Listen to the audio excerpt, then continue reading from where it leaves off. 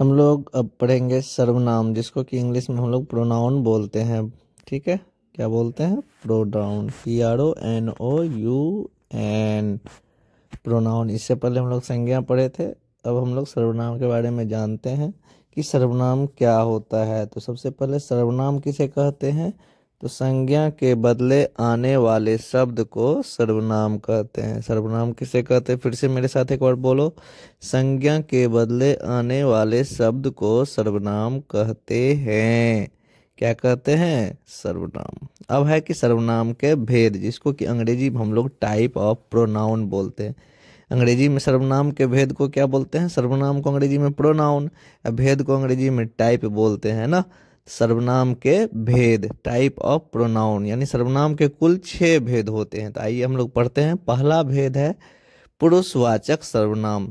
सर्वनाम के कुल कितने भेद होते हैं? 6 भेद होते हैं। उसमें से पहला भेद क्या होता है? पुरुषवाचक सर्वनाम। सर्वनाम के कुल कितने भेद होते हैं? तो कुल 6 भेद होते हैं, जिसमें पहला है पुरुषवाचक सर्वनाम।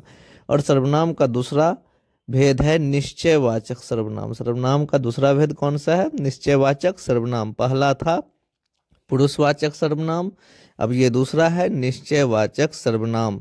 तो हमारे पास 2 भेद हो गए, पुरुषवाचक और निश्चयवाचक। अब आइए तीसरा है अनिश्चयवाचक सर्वनाम। सर्वनाम के तीसरा भेद में अनिश्चयवाचक सर्वनाम।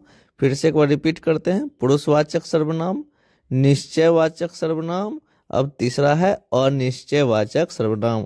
अब आइए हम लोग चौथा भेद देखते हैं।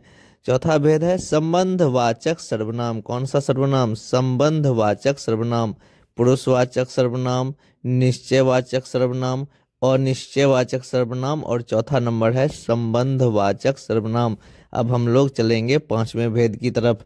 5वां भेद है प्रश्नवाचक सर्वनाम। सर्वनाम का 5वां भेद कौन सा है? प्रश्नवाचक सर्वनाम। फिर से एक बार रिपीट कीजिए। पुरुषवाचक सर्वनाम, निश्चयवाचक सर्वनाम, अनिश्चयवाचक सर्वनाम, उसके बाद संबंधवाचक सर्वनाम, लास्ट में प्रश्नवाचक सर्वनाम। अब छठा भेद के पास जाते हैं। छठा भेद है निजवाचक सर्वनाम। सर्वनाम का छठा भेद कौन सा है? निजवाचक सर्वनाम। यानी सर्वनाम के कुल 6 भेद होते हैं। पहला पुरुषवाचक, उसके बाद निश्चयवाचक, तीसरा अनिश्चयवाचक, संबंधवाचक, प्रश्नवाचक और निजवाचक। अब कुछ उदाहरण देखते हैं सर्वनाम के। कुछ उदाहरण में पुरुषवाचक सर्वनाम में मैं, हम, तुम और वह। पुरुषवाचक सर्वनाम का उदाहरण क्या क्या हो गया? जैसे मैं, हम, तुम और वह। पुरुषवाचक सर्वनाम के उदाहरण मैं, हम, तुम, वह। अब आते हैं हम लोग निश्चयवाचक सर्वनाम के उदाहरण। निश्चयवाचक में यह, वह, ये, वे, ये सब क्या है? निश्चयवाचक। निश्चयवाचक सर्वनाम कौन कौन सा है? यह, वह, ये, वे, यानी जिसके बारे में हम जानते हैं कि ये वही व्यक्ति है, तो यह, वह, ये, वे। अब आते हैं हम लोग अनिश्चयवाचक सर्वनाम, जिसके बारे में हमें पता ना हो। अनिश्चयवाचक सर्वनाम जिसमें कि कोई, कुछ, जैसे कि होता है ना, कोई आया था जिसको तुम नहीं जानते हो, तो वो क्या हो गया? अनिश्चयवाचक सर्वनाम। अब हम लोग देखेंगे संबंधवाचक सर्वनाम।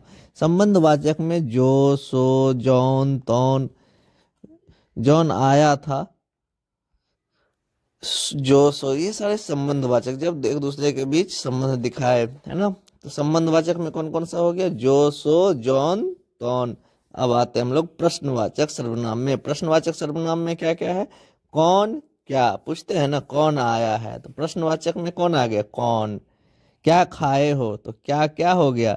प्रश्नवाचक सर्वनाम। तो और भी बहुत सारी चीज। क्यों, क्यों भी प्रश्नवाचक सर्वनाम है। उसके बाद निजवाचक सर्वनाम में होगा आप, अपना, अपनी, अपने, अपने आप, स्वयं, खुद। जैसे तुम कहते हो ना, हम खुद पढ़ लेंगे, इसका मतलब खुद क्या हो गया?